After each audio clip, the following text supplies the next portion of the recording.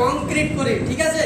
কারণ কংক্রিটের বিভিন্ন ভাগ আছে, গ্রেড আছে, সেই গ্রেডে যেটা আপনাকে ড্রয়িং এ দেখবেন যে গ্রেড উল্লেখ করা যায় কংক্রিটের কত ভাগের কত কি করবে।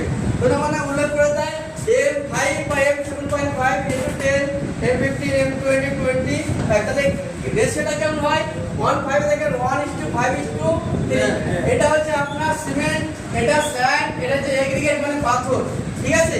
আর আপনাকে যে গ্রেডে করতে বলবে তখন আমরা সেই গ্রেড, ধরো আপনার M20 দেওয়া হলো, M20 গ্রেডে কত 1:5:3। 1টা হচ্ছে সিমেন্ট, 1.5 হচ্ছে স্যান্ড, এটা হচ্ছে 3। তাহলে আমরা কংক্রিট যখন করবো সেটা আমরা দেখতে হবে।